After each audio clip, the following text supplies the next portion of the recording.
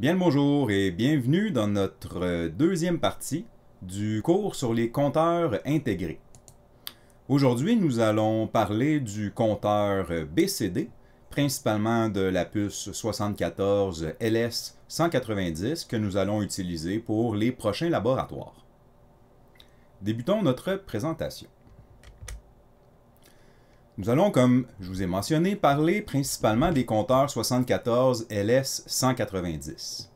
Bien évidemment, il y a plusieurs autres circuits intégrés qui font office de compteurs, que ce soit binaire ou BCD, avec plusieurs options selon les besoins.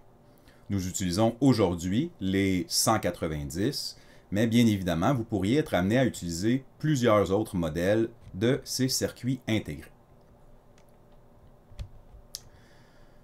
Voici ce que nous trouvons au premier coup d'œil sur notre puce 74-190. Tout d'abord, nous allons commencer par son titre. C'est un composant qui s'appelle Up-Down BCD ou Decade Counter. Ce qui veut dire que déjà, on pourrait déduire que ce compteur peut aller par en haut ou par en bas, donc compter ou décompter, selon les options qu'on va lui appliquer. C'est un compteur BCD, donc il va compter de 0 à 9 inclusivement, afin d'être affiché sur un afficheur, par exemple, 7 segments plus facilement, alors que vous savez qu'un compteur binaire eh bien, va afficher une valeur qui est binaire, donc serait plus approprié d'être affiché sur des LED, par contre, que sur un afficheur 7 segments, qui ne peut afficher que 0 à 9. Si on regarde un peu les bornes qui sont autour de notre composant, eh bien, déjà, nous voyons des bornes ici de 0 à 3, ici, qui sont nos sorties, donc nos 4 sorties, avec le moins significatif jusqu'au plus significatif. En haut, nous avons les lettres P pour parallèle input, donc les entrées de notre compteur. Si on décide d'injecter des valeurs dans nos entrées parallèles, eh bien ce sera dans les entrées P0 jusqu'à P3. Pour activer cette initialisation des données en parallèle, comme la puce 163, nous utilisons la borne Load. La borne Load, on la regarde ici, il y a bien une barre sur le dessus avec un rond à l'entrée, ce qui nous indique que c'est probablement un niveau bas qui sera demandé par la borne Load pour s'activer. Si on continue ici, on a la borne U avec une barre /D. On va aller la voir dans la fiche technique, mais c'est notre borne qui fait up ou down pour savoir si on est en mode compteur ou décompteur. Ensuite, nous avons la borne CTEN, qui est notre compteur Enable, donc l'activation de notre compteur, Count Enable, qui semble nécessiter lui aussi un niveau bas pour être actif. Nous avons ensuite la borne d'horloge, la clock, ici. Et nous voyons aussi la sortie RCO. On connaît la sortie RCO qui nous permet de mettre les composants en cascade, mais nous avons quelques autres éléments sur cette puce 190 aussi. Donc avant d'aller plus loin et d'essayer de déduire, comme la dernière fois, nous allons nous diriger vers la fiche technique. Donc, sur Léa, vous avez bien évidemment la fiche technique 190 en PDF et nous y voici. Je vous ai encore une fois souligné en rouge, mis en évidence en rouge, les éléments que je trouve les plus importants, qu'on va regarder ensemble. Donc, j'ai bien la fiche technique de ma puce 74 LS190. C'est un compteur synchrone qui peut compter ou décompter. Donc, par en haut ou par en bas, up ou down. Si on regarde on pourrait dire les features qui sont présentés ici en haut, ça nous mentionne que nous avons un compteur BCD, dépendamment du composant pour les 190, ou binaire si nous optons pour les autres puces qui travaillent en binaire, les 191 si je ne me trompe pas. Nous travaillons avec les BCD, donc chaque sortie vaut 8, 4, 2 et 1 pour la moins significative, comme évidemment les valeurs en binaire sur un codage BCD qui peut se rendre de 0 à 9. Nous avons une ligne de contrôle qui nous permet de choisir entre le compte ou le décompte. Nous avons une entrée d'activation, donc notre Enable. Nous avons une sortie RCO qui nous permet de mettre les composants en cascade. On nous présente ici que nous avons un load, une possibilité de faire un load, mais qui est asynchrone. Donc c'est une des grosses différences avec la puce 163 que nous avons étudiée, qui avait un load synchrone. Cette fois-ci, il est asynchrone. On va aller voir dans le chronogramme quelle est la différence avec le mode asynchrone. Nous avons bien évidemment des entrées et des sorties parallèles qui nous permettent d'injecter nos valeurs et de voir notre compteur de l'autre côté. C'est nos principales caractéristiques. Donc on peut être mis en cascade à l'infini, façon de parler. Il n'y a pas de limite au nombre de compteurs qui peuvent être mis en cascade, un à la suite de l'autre. Si je regarde ici le nom des bornes, donc avec l'identification des bornes, ce que je vous conseille évidemment de toujours aller voir quand on commence à travailler dans notre laboratoire, très possible qu'on peut avoir des erreurs si on les transcrit. Donc, ici nous avons l'entrée B, la sortie B, donc faites attention, quand il y a le Q, c'est que c'est la sortie. Nous avons donc les sorties QA, QB, QC et QD, aux bornes respectivement 3, 2, 6 et 7. Ce sont donc mes sorties. Mes sorties qui vont compter si mon Enable, qui est la borne 4 ici, CTEN, est activé. Nous avons la borne Down et Up à la borne 5, la mise à la masse, le VCC, et vous voyez les entrées parallèles A, B, C, D. Ils ne sont pas nécessairement une à côté de l'autre, mais c'est bien les entrées relatives au load ABCD. On a ici la borne clock, ensuite la borne RCO, et une borne qu'on ne connaît pas, la borne max-min. On va aller voir un peu plus loin quel est son rôle. Et on a la borne load qui permet aux entrées ABCD de se diriger vers les sorties QA, QB, QC et QD. Donc ça nous donne déjà une bonne idée, mais on va aller lire quelques éléments de texte là, qui peuvent être pertinents. Donc, la 190 et ses frères et sœurs sont des compteurs synchrones, réversibles, donc ils peuvent compter et décompter. Déjà là, en toutes lettres, on est maintenant sûr de notre caractéristique. On peut compter et décompter.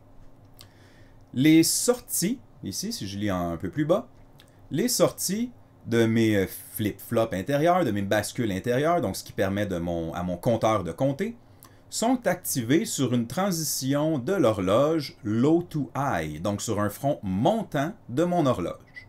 Donc, le compteur est synchrone sur un front montant si le Enable est à un niveau bas. Donc, le CTEN que nous avons doit être à un niveau bas pour que le front montant de l'horloge puisse faire compter mon compteur. Un niveau haut va inhibir le compteur, donc va le désactiver.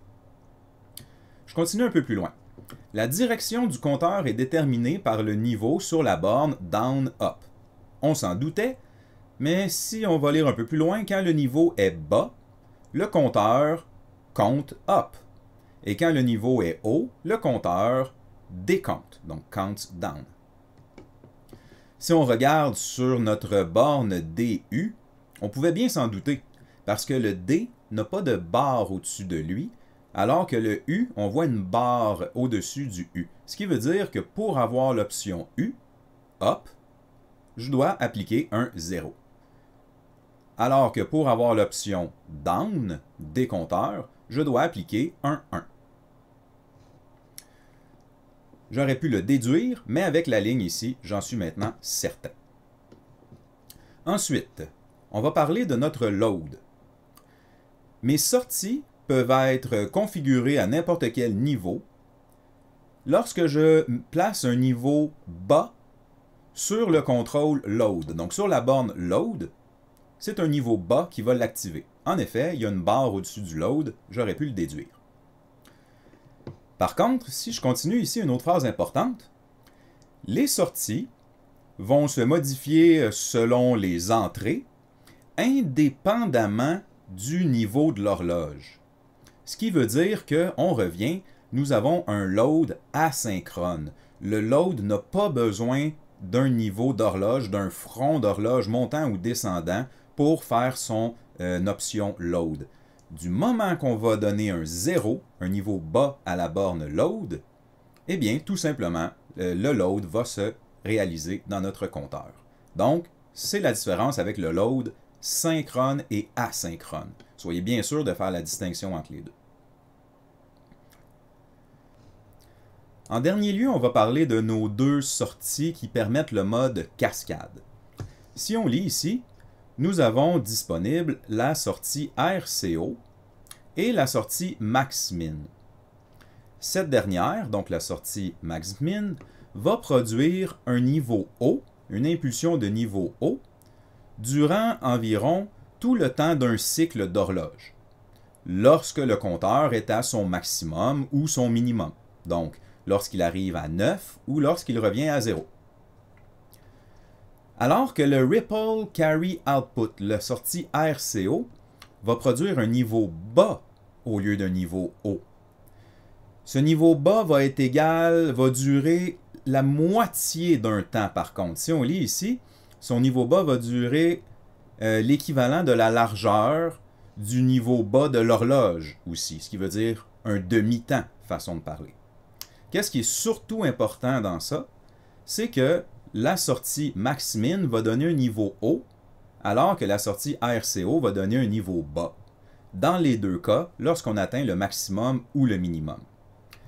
Si je suis en mode compteur, je vais compter 0, 1, 2, 3, 4, 5, 6, 7, 8, 9, et c'est à 9 que les sorties RCO et max-min seront activées.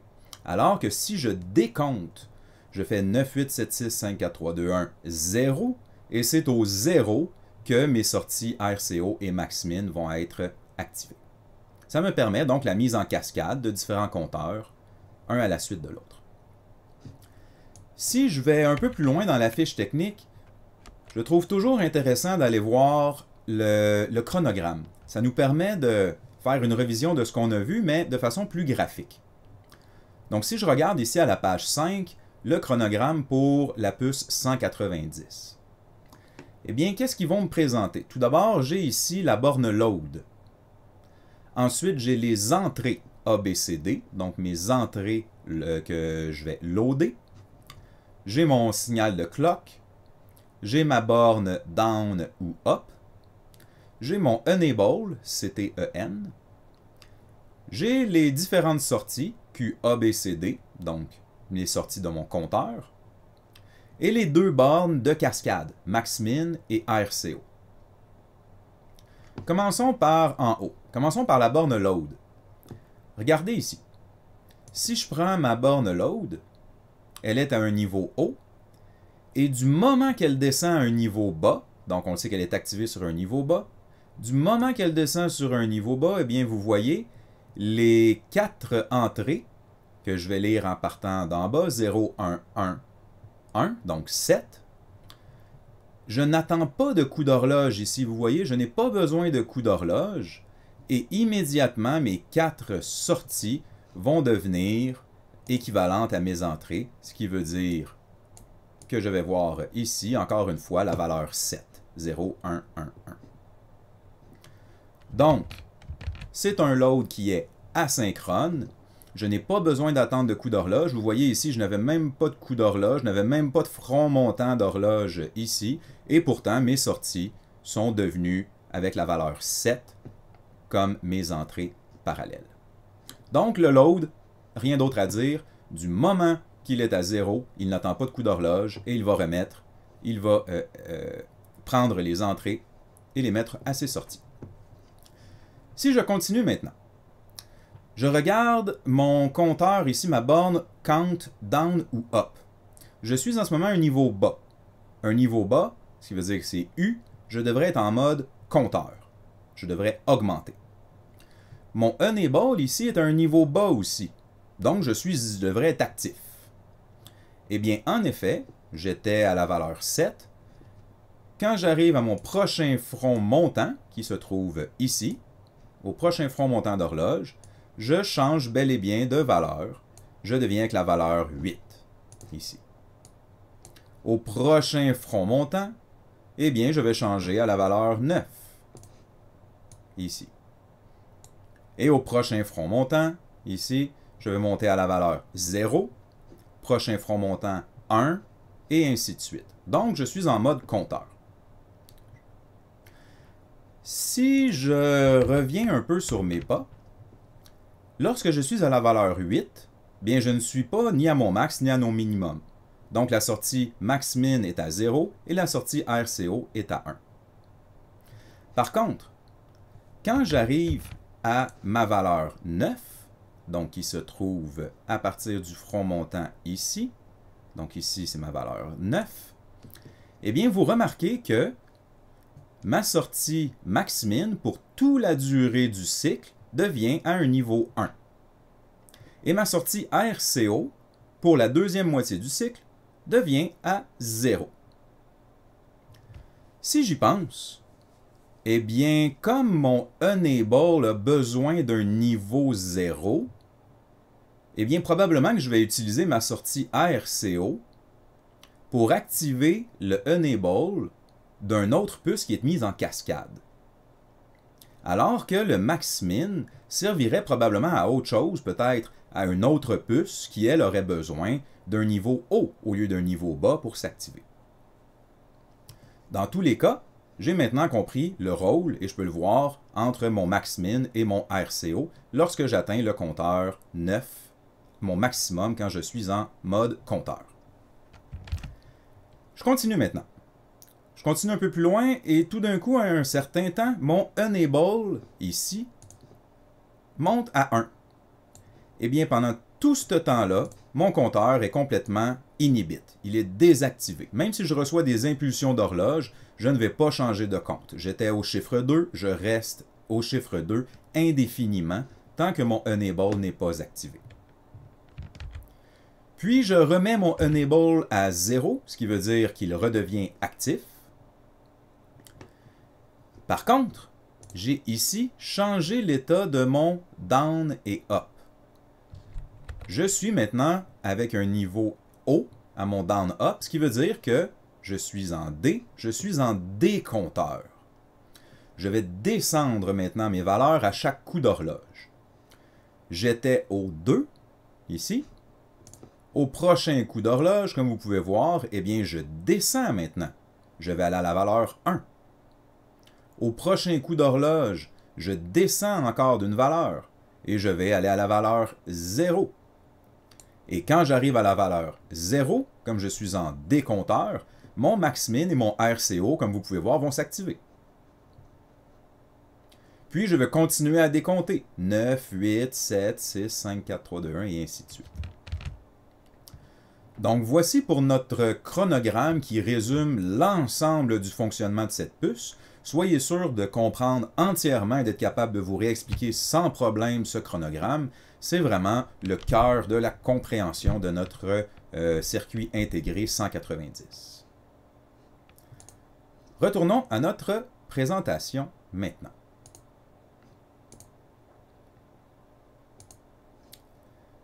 Nous étions donc ici. Si je reviens, je vais nous permettre un petit résumé rapide de nos bornes. Vous voyez ici, on avait remarqué la borne ici, la clock c'est la 14 et non la 4, donc peut-être un chiffre qui a été caché ici. Fiez-vous pas à ces bornes-là, retournez sur la fiche technique. Le CTEN, donc la borne d'activation, active sur un 0. C'est bien ça, il y a une barre. Le up-down, donc un U, 0 pour compter, 1 pour décompter. La borne load, avec une barre sur le dessus, actif à 0, mais de mode asynchrone, ce qui veut dire que sans attendre de coup d'horloge, le load va s'activer dès qu'il y a un niveau 0. Le clear, eh bien, est-ce qu'on a parlé d'un clear? Eh bien non, il ne semble pas y avoir de clear sur la puce 190. Qu'est-ce que je vais faire si je veux remettre mon compteur à 0 alors? Eh bien oui, je vais tout simplement load 4 chiffres à 0. Load 0000 pour remettre, en fin de compte, la fonction clear en équivalente. J'ai 4 entrées load, donc on les voit mes parallèles input ici. J'ai 4 sorties, donc mes 4 sorties ici, qui sont synchrones. Donc ces sorties vont s'activer au front montant de l'horloge. Ils vont donc changer de valeur au front montant de l'horloge, compter ou décompter. Nous avons une sortie RCO pour la mise en cascade. Même chose pour la sortie min-max qui permet la cascade lorsqu'on arrive, on pourrait dire, en overflow ou en underflow, ce qui veut dire à notre maximum ou notre minimum. Faisons un bref retour sur ce RCO et ce min-max. Eh bien, le RCO, Ripple Carry Output, son état normal est un 1. Et quand on arrive au dépassement, eh bien, il y aura un état de 0. Ça me permet d'activer le CTEN qui, lui, demande un 0, un niveau bas. Alors que la différence principale avec la sortie max-min, c'est la même condition, va s'activer au même moment, façon de parler, sauf que son état normal est un 0. Et elle va monter à 1 lorsqu'elle arrive proche du dépassement. Donc, ça pourrait, comme on a déjà mentionné, activer peut-être un autre composant qui, lui, a besoin d'un niveau haut pour s'activer. Si je regarde ici ma puce avec quelques branchements, ben, vous pouvez voir que mes entrées parallèles, ici, 0, 1, 2, 3, je les ai mises à la masse. Ce qui veut dire que si je fais l'option Load, je vais mettre 0, 0, 0, 0. Ça fera donc l'équivalent d'un clear. C'est une façon de compenser pour l'absence du clear. Si je regarde ici mon enable a besoin d'un niveau bas. Donc pour l'activer, je vais le mettre à la masse. Ici, mon load a besoin d'un niveau bas pour être activé. Je ne veux pas l'activer constamment, donc je vais le mettre pour l'instant au VCC. Il ne sera pas activé pour l'instant. Et si je réfléchis, j'envoie aussi un VCC à mon activation up ou down. Le compteur sera donc en ce moment en mode décompteur. Il me restera donc mon horloge à brancher ici et je pourrais voir mes sorties passer de 0 à 9. Plutôt, excusez-moi, je suis en mode décompteur, de 9 à 0.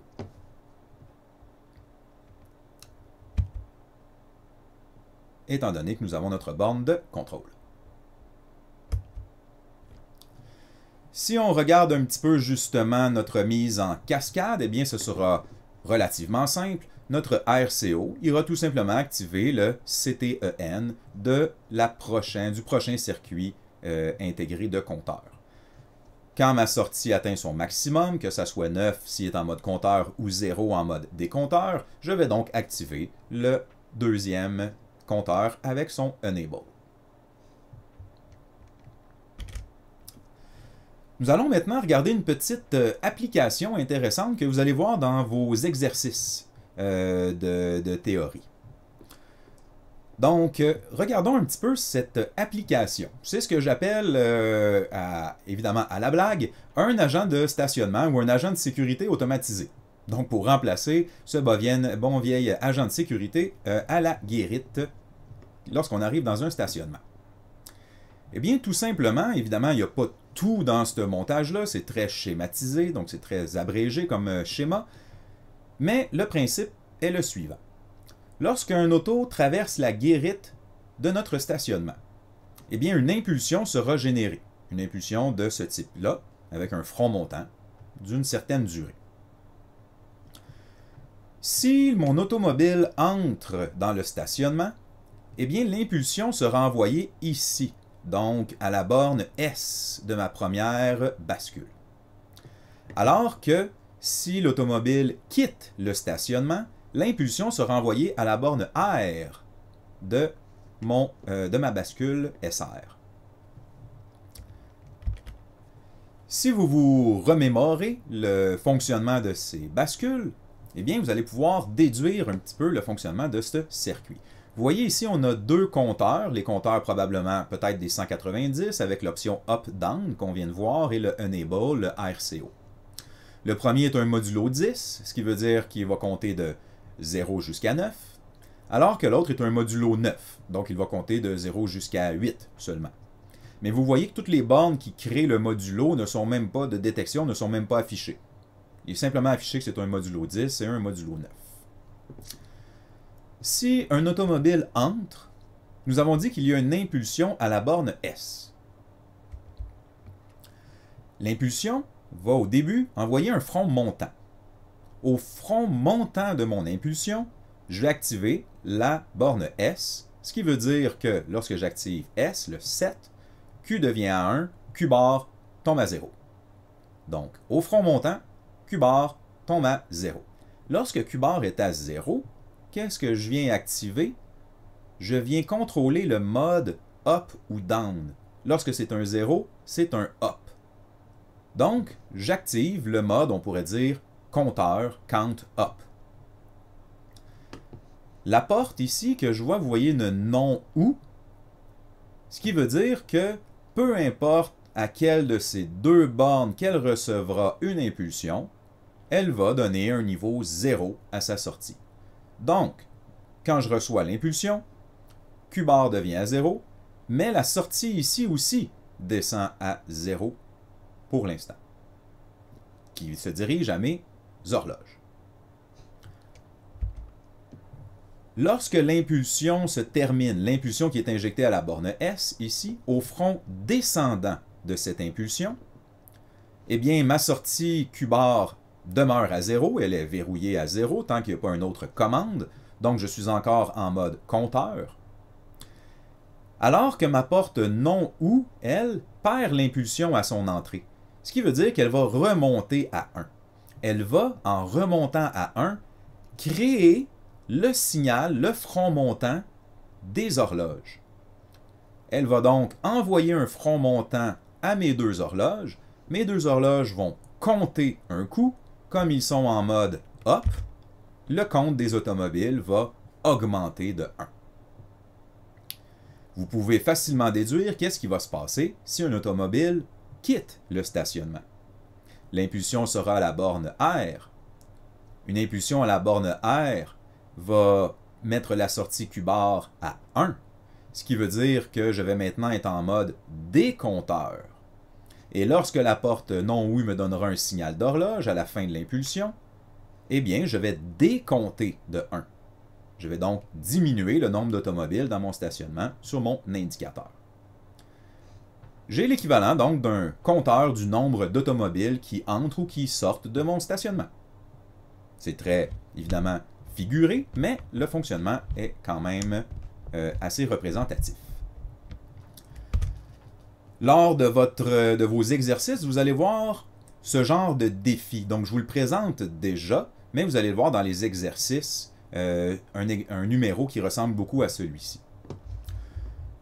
Si on veut ajouter quelque chose à notre circuit, pour signifier que le stationnement est complet lorsqu'il y a 86 voitures, eh bien, qu'est-ce qu'on pourrait ajouter, encore une fois, comme circuit de détection, qui permettrait de détecter 86 et donc d'activer la lumière complète qui empêcherait les nouvelles voitures d'entrer dans notre stationnement.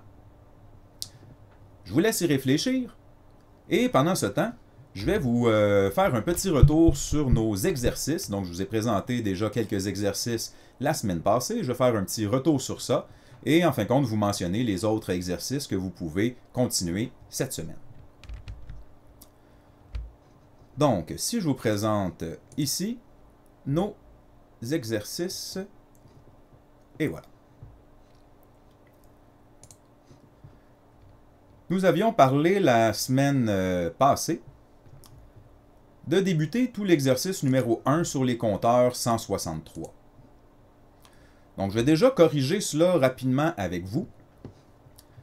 On demandait quelle borne est-ce qu'on doit connecter pour ne pas avoir d'entrée flottante. Donc, je vous rappelle que c'est la puce 163, celle compteur binaire qu'on a vu la semaine passée. Eh bien, nous avions les bornes load et les bornes clear. Il fallait absolument, même si on n'utilise pas ces bornes load ou clear, eh bien, on voulait les connecter pour ne pas avoir d'entrée flottante. Pourquoi, même si je ne les utilise pas, pourtant, je devrais ne pas avoir les connectés?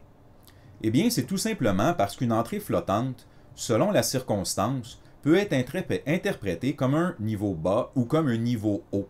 Un peu aléatoirement, ça dépend un petit peu de plusieurs phénomènes, de l'électricité qui peut être même statique ou un niveau présent dans la puce, les niveaux des alimentations. Donc, il y a plusieurs éléments qui peuvent rendre en fin de compte l'interprétation d'une entrée flottante comme un 0 ou comme un 1. Donc, on ne peut pas s'y fier. Il faut absolument mettre nos bornes load et clear à des valeurs, soit au VCC ou soit à la masse, selon les besoins, même si elles ne sont pas utilisées. Quelles étaient les bornes qui nous permettaient de fixer la valeur de la réinitialisation? Donc, si on parle de fixer une valeur, pour moi, c'est que je veux loader une valeur. Je vais donc utiliser les bornes ABCD qui sont ici, afin de, lorsque j'utilise la borne load, envoyer mes entrées ABCD vers mes sorties QA, QB, QC et QD. Si je demande ensuite quelles bornes seront utilisées pour arrêter le compteur à une valeur précise, eh bien, je vais devoir détecter une valeur précise.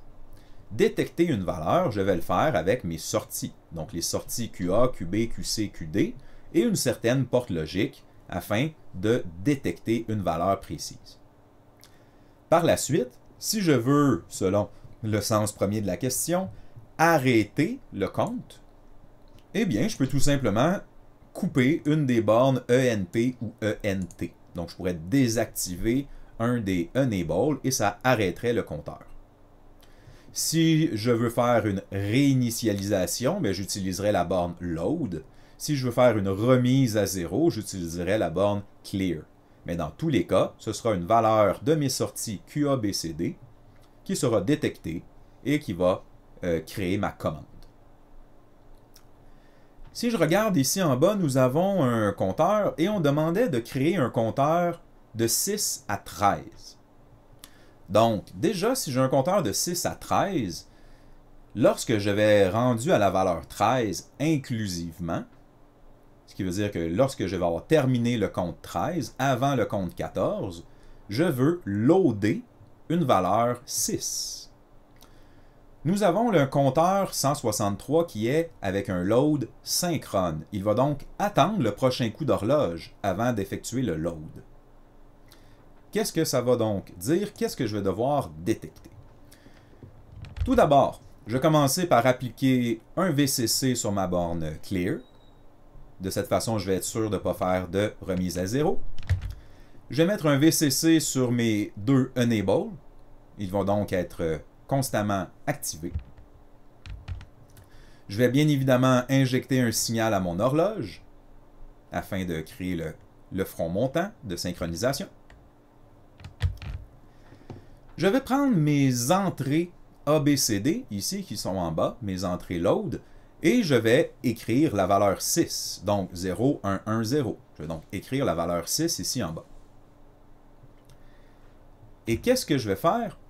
Je vais utiliser une porte logique pour détecter la valeur 13. Est-ce que je détecte la valeur 13 ou la valeur 14? Eh bien, comme c'est un load synchrone, je vais détecter la valeur 13, car c'est à la fin de la valeur 13 que mon coup d'horloge va faire le load. Alors que dans la puce 190, ce ne sera pas le même fonctionnement. Comme le load est asynchrone, je n'aurai pas le temps de voir la valeur 13, je devrais donc détecter la valeur 14. En ce moment, je vais détecter la valeur 13. La valeur 13, excusez-moi, lorsqu'elle sera détectée, je vais vouloir activer ma borne load. Et la valeur 6 sera donc maintenant initialisée. Comment est-ce que j'écris 13 ici? Eh bien, ce sera 8 plus 4 plus 1. Je vais donc brancher 8 plus 4 plus 1. Ça me donne bien 13. Est-ce que je pourrais laisser ça comme ça? Eh bien, il me manquerait juste ici ma porte logique ici, ma non et. Je devrais mettre la quatrième borne, parce que logiquement, j'aurais probablement une quatrième borne, toujours au VCC. Parce que, en fin de compte, 13 est la première valeur que je vais rencontrer qui va correspondre à cette condition et qui va activer le load. L'autre valeur qui correspondrait, c'est la valeur 15, avec 1, 1, 1, 1. Mais je ne m'y rendrai jamais. Donc, ce serait inutile de faire un autre branchement. Par contre, par mesure de sécurité, je pourrais ajouter ici un inverseur à ma borne ici QB. Donc, lorsqu'elle est 0, étant donné que la valeur 13, c'est bien 1, 1, 0, 1, l'inverseur va donner un 1 à ma porte non et qui aura 4 fois 1, va s'activer et faire l'option load. Mais cet inverseur est optionnel. Vous pourriez très bien laisser toujours cette borne au VCC et ce serait suffisant pour nous. Voilà pour notre premier exercice. Assurez-vous de bien de le comprendre et de vous poser de questions entre vous ou de nous écrire sur Mio ou sur Teams si vous avez des difficultés. Avec le cours d'aujourd'hui, vous pouvez cette semaine faire tous les autres exercices jusqu'à l'exercice 6. Donc, je vais juste les regarder rapidement avec vous. Vous voyez l'exercice numéro 2, c'est très semblable au premier numéro, mais avec le 74-190. Donc, même genre de question, mais cette fois-ci avec une puce 190. Si on continue ici avec le numéro 3, nous travaillons encore sur le 74 LS 190, mais cette fois-ci, nous avons une mise en cascade. Vous devez encore une fois être capable de comprendre la mise en cascade, quelles bornes sont utilisées et comment concevoir un circuit qui comptera de 15 à 79 dans le cas présent. Au numéro 4, nous avons le même genre de numéro, mais avec la puce binaire 74-163. Donc, avec une mise en cascade, deux puces une à côté de l'autre, comment allez-vous faire vos branchements pour compter de 15 à 79, encore une fois. Au numéro 5, eh bien, vous voyez que vous avez déjà un circuit complet avec une mise en cascade. Première question, c'est de se demander comment je peux différencier la U1, ici, de la U2. Laquelle est ma LSB, Less Significative Bit, et laquelle est la MSB, la Most Significative Bit. Si on regarde les horloges, pourtant l'horloge va au clock de mes deux puces. Donc ce n'est pas l'horloge qui différencie. Si je regarde les Enable, vous voyez ici, la U1 semble toujours Enable. La U2 ici, regardez, le Enable semble être branché au RCO ici. Donc, ça devrait déjà vous donner l'indication. Jusqu'à combien compte ce compteur? La détection, quelle est la détection avant de refaire la réinitialisation? Et encore une fois, on parle des entrées flottantes ici. Qu'est-ce qu'on fait avec nos entrées flottantes? À partir de ce numéro, je ne veux pas trop rentrer dans les détails. Je vous laisse vous casser un peu la tête sur ça. C'est des pannes, on pourrait dire, des problèmes. Des problèmes de montage, des pannes de composants, ou etc., qui amènent à des symptômes. Par exemple, on a ici le symptôme que le circuit compte de 25 à 35. Qu'est-ce qui pourrait être le problème? Par la suite, le même circuit compte de 15 à 38. Quel autre problème pourrait-il avoir? Vous allez remarquer qu'il doit y avoir un fil de cassé ou un composant qui est problématique ou quelque chose comme ça, quelque chose de mal branché. Et ainsi de suite. Différents symptômes et vous devez trouver les sources d'erreurs possibles. Compte toujours de 0,0 à 0,9. Va pas plus loin. Qu'est-ce qui pourrait arriver? Et ainsi de suite. Avec pour terminer, une séquence un peu bizarre. Qu'est-ce qui pourrait arriver pour répondre pour expliquer ce problème. Et le dernier numéro, le numéro 6, regardez, c'est un circuit avec une bascule SR qui ressemble beaucoup à notre compteur de stationnement qu'on a vu. Cette fois-ci, la mise en situation est différente. Nous sommes dans une salle de musée. Mais vous devriez être en mesure de savoir quand même comment cela fonctionne et répondre aux différentes questions. Donc voici pour les exercices de cette semaine. Vous pouvez vous rendre jusqu'au numéro 6, les monostables qui font partie de la nouvelle théorie dans les prochaines semaines. Donc je vous souhaite un très bon travail pour cette semaine, une bonne étude à tous et à très bientôt.